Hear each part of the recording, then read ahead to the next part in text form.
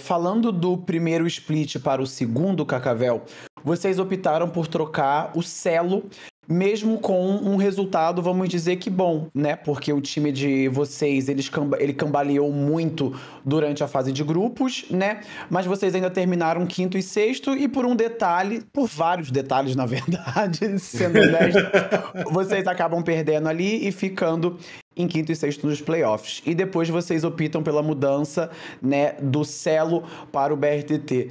Por que isso? O que motivou fazer essa mudança? Enfim. Bom, vamos começar com o primeiro split, né? Eu acho que nosso time foi um time de 880, isso não só nos jogos, isso desde os treinamentos no bootcamp na Coreia. Era um time Uhum. muito de 880, a gente não conseguia manter um ritmo quando a gente tentava mudar o estilo de jogo. A gente só conseguia jogar um estilo de jogo específico, muito com os coreanos controlando o nosso jogo, tanto o CIS quanto o Keb, Uhum. e, e o ADC jogando um pouco mais isolado, jogando com campeões que ele conseguisse jogar mais sozinho. E aí, quando chegou no campeonato, a gente tentou mudar isso em algumas situações e não deu conta. Então, a gente firma um pouco mais o estilo de jogo para o final para jogar dessa forma, mas a gente identificou que essa forma não era uma forma que a gente conseguiria evoluir ao patamar que a gente gostaria, e a gente precisava ter uma voz mais ativa dentro do grupo, ter uma liderança, ter um pouco mais de experiência, que apesar de a gente buscar isso no Envy, ele não tem esse perfil de liderança, ele não é esse cara que vai ser o líder que o grupo precisa, Uhum. e foi quando a gente identificou a necessidade de ter uma peça como é o BRTT dentro do grupo, né?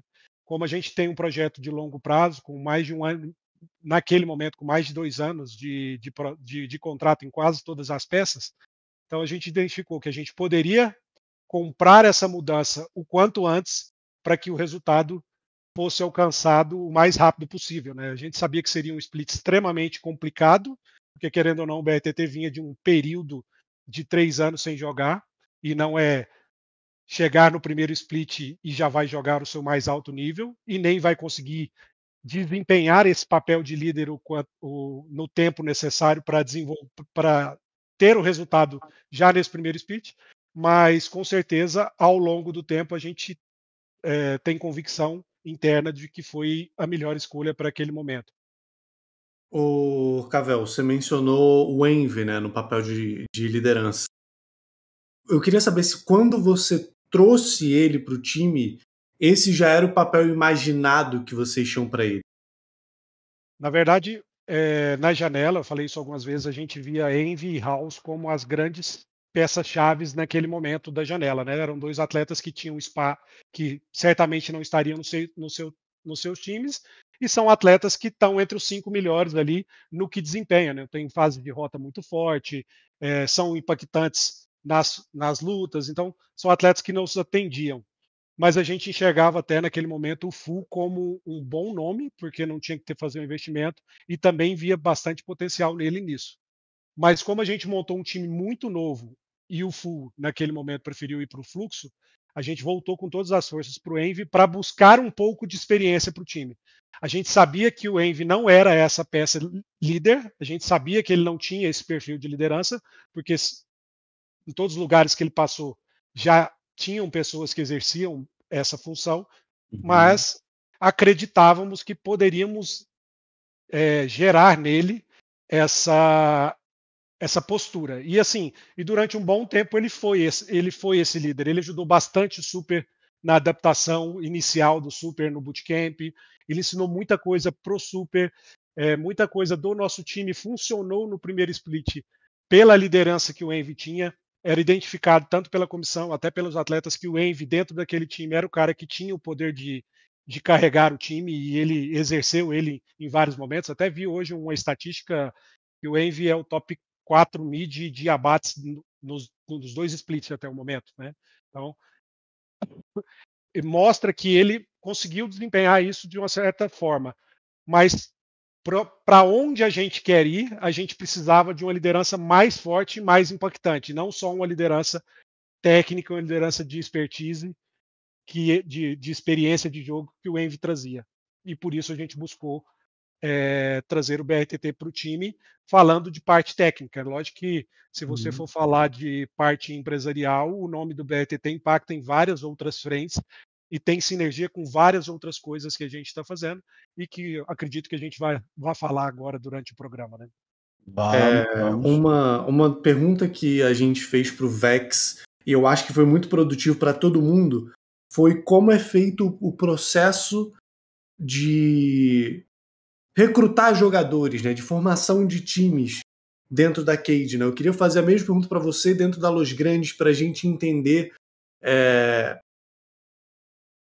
quem é a pessoa que tem voz ativa em questão de quais jogadores vão ficar, quais jogadores vão sair, se os jogadores são ouvidos ou se a opinião deles não é tão levada em conta, se é algo que vem mais de cima. Como isso funciona dentro da Luz?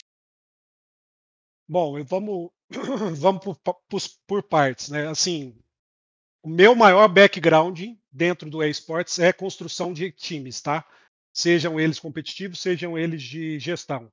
Então, esse é o meu maior background. Eu sei, se você perguntar para mim, Alexandre, qual é o seu maior conhecimento? O meu maior conhecimento é pessoas, é encaixe de peças, é como construir equipes.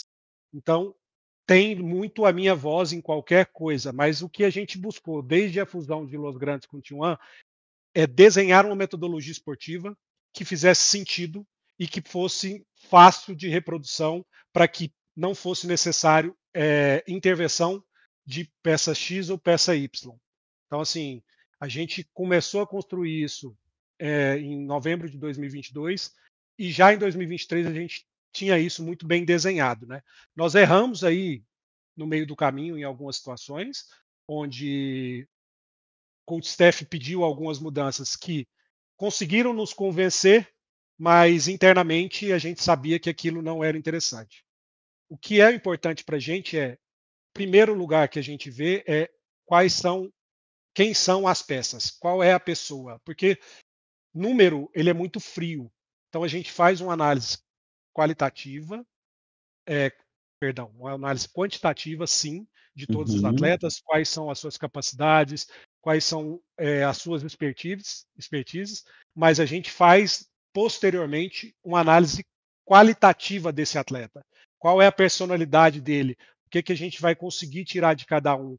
Se ele faz sentido com o nosso grupo. E é lógico que nessa análise qualitativa, eu não levo em consideração só a expertise do Cacavel, como eu uso também a expertise do coach, eu uso a expertise dos atletas. Os atletas conseguem chegar a informações que a gente não consegue chegar a nível de convivência, de como a pessoa trabalha em grupo, num primeiro momento. No segundo momento, a gente já, com um filtro inicial dessas peças, a gente consegue chegar mais a fundo, fazer testes com essas peças, entender quais são as características de cada um e ver aonde a gente consegue chegar. Então, assim, esse é o modelo, a gente faz uma análise quantitativa e qualitativa de todo mundo e começa a enxergar quais peças a gente quer para o nosso grupo. Mas o mais importante de tudo isso é quem vai trabalhar esse grupo para entender o como trabalhar, porque não adianta nada eu montar uma Ferrari para pôr o Minerva para dirigir. Eita, pô! Então, assim, eu vou atrás no mínimo, um Rubinho Barrichello, um Felipe Massa, falando de brasileiros, para dirigir uma Ferrari.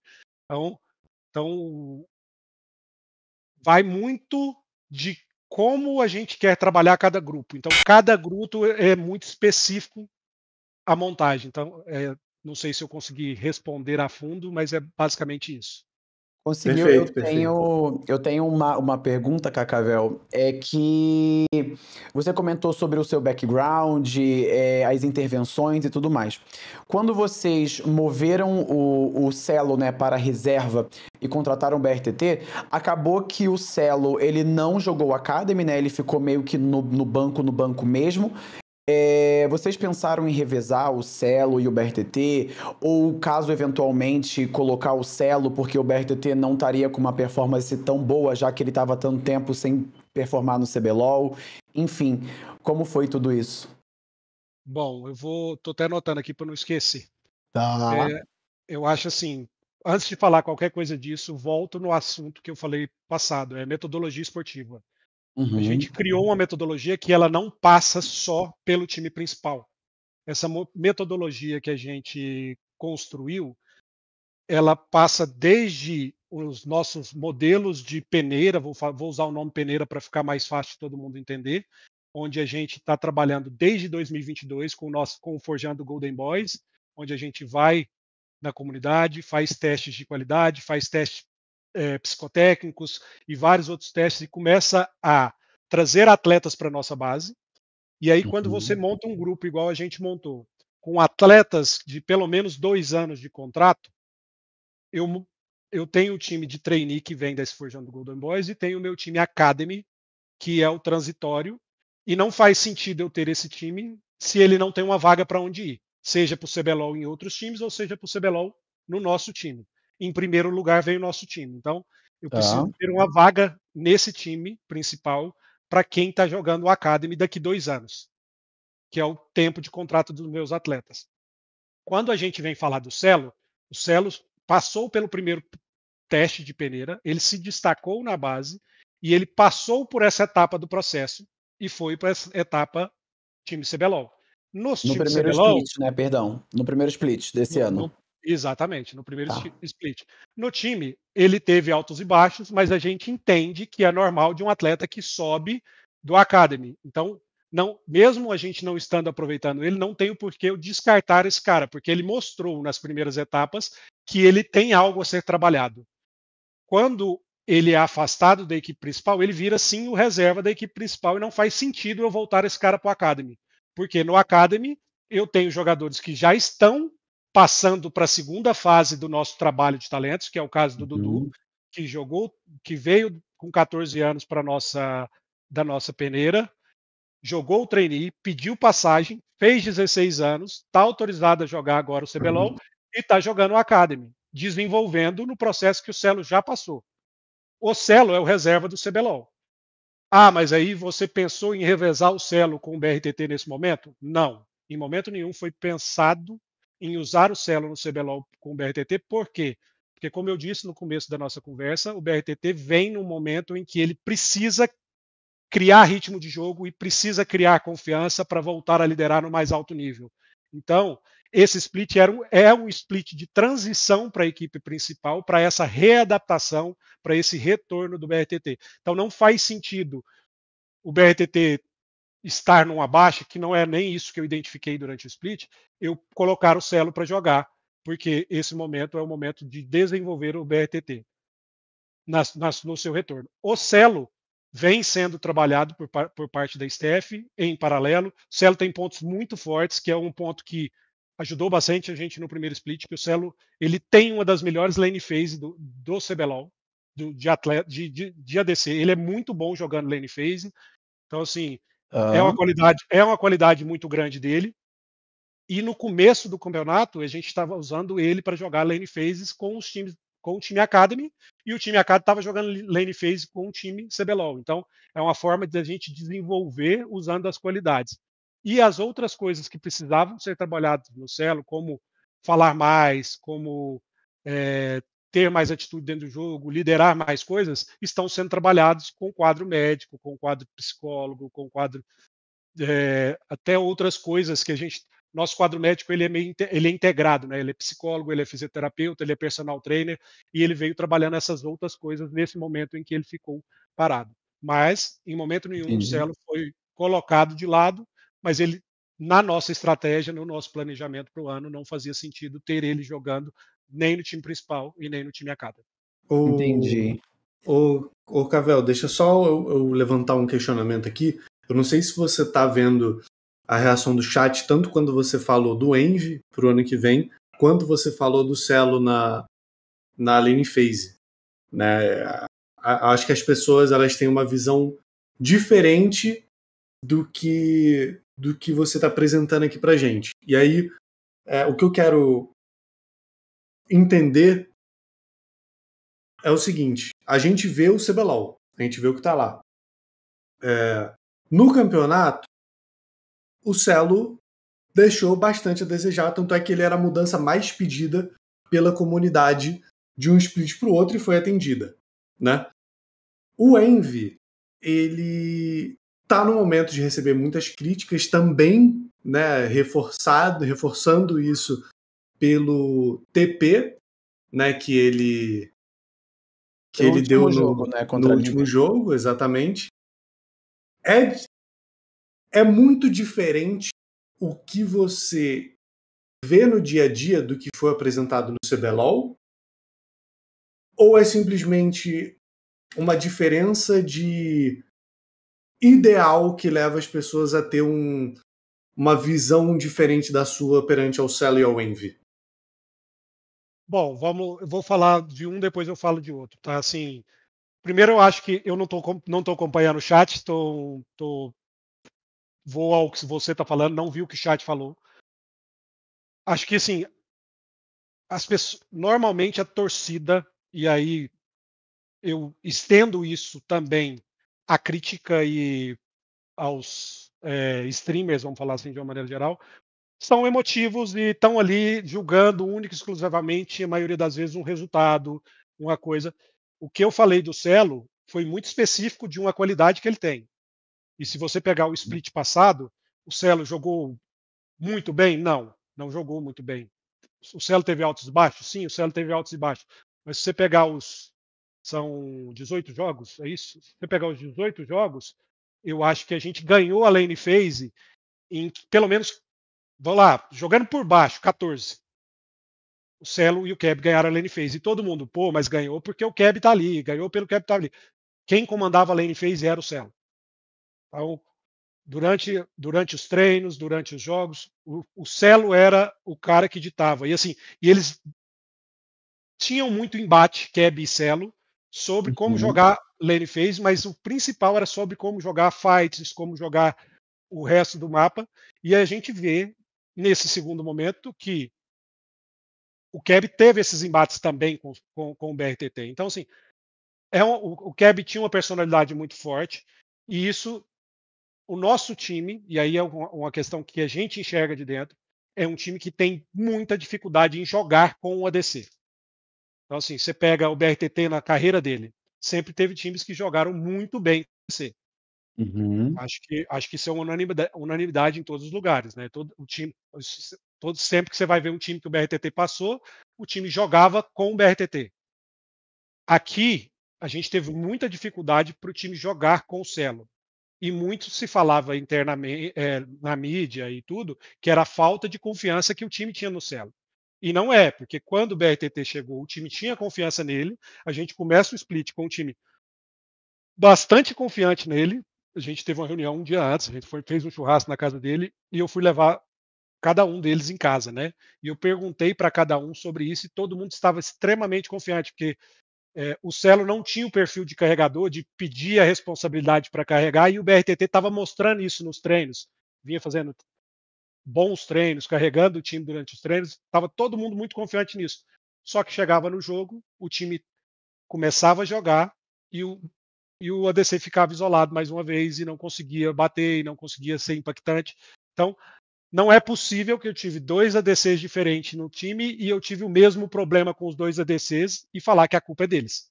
Então, assim, a gente não pode ser hipócrita de tampar o sol com a peneira e deixar de entender que existe um problema na estruturação do time. E é algo que a gente trabalhou durante o split para melhorar, melhorou, só que isso, a sequência de derrotas foi trazendo uma falta de confiança para o grupo. Acontecia alguma coisa dentro do jogo, o grupo desligava mentalmente. Então, foi mais um trabalho que a gente precisou trabalhar a parte mental do que a parte técnica dos jogadores. E falando do Envy, assim, entendo as críticas, entendo que o Envy não fez um bom split. Eu falei isso na live que eu fiz com o Revolta e com o Absolute. Uhum. E eu vou repetir. Acho que o Envy foi o jogador mais constante do nosso time, só que quando você tem um time que começa a tomar pick-offs em várias situações, não respeitar a comunicação, não respeitar tempo, alguns jogadores começam a pagar o pato, e aconteceu algumas vezes com o Envy tomar um pick-off na jungle, foi 2 ou 3 jogos seguidos no mesmo lugar, inclusive o Revolta falou bastante disso, o Tokers falou bastante disso, mas a gente enxerga ainda que o Envy tem uma lane phase muito sólida, ele é um jogador sólido, mas ele é um jogador que ele precisa de uma liderança puxando ele, como foi toda a carreira dele, e ele não é um cara que vai ditar o que o time está fazendo. Ele tentou fazer isso e, em alguns momentos, conflitou com as ideias do time. Eu acho que esse é o maior problema que a gente enfrentou no Split, que quando você traz uma voz pensante para um grupo que está há 3, 4 meses tentando criar essa voz. Então, assim, o Envy tentou criar essa voz durante o primeiro split, por ser quem puxava, por ser quem quer experiência, e mais por final, na necessidade de tentar ganhar, os coreanos começaram a puxar. E aí você trouxe mais um, começa a ter 4 vozes. O BRTT ainda não estava com a confiança necessária para o que eu gosto de dizer, o cara que é o líder mesmo, ele tem que saber o momento de mandar todo mundo calar a boca e fazer o que ele está fazendo. E ele ainda não, eu acho que ele ainda não estava com essa confiança, ele ainda não estava pronto para exercer essa confiança e ficou todo mundo tentando ajudar. E isso gerou um conflito em momentos chaves do jogo em que a gente estava muito à frente, perdia uma luta e perdia o jogo. Então, isso foi gerar, e aí virou uma bola de neve de confiança. Então, falando dos dois atletas em específico, eu entendo as críticas, a gente também vê os pontos negativos, mas a gente não pode deixar de ver os pontos positivos e que os atletas têm pontos positivos a entregar. Quando você tem um grupo que não rende como time, como equipe, os pontos negativos de cada um se destacam, principalmente de quem tenta resolver. De quem se omite, talvez não aparece tanto, mas de quem tenta resolver, aparece.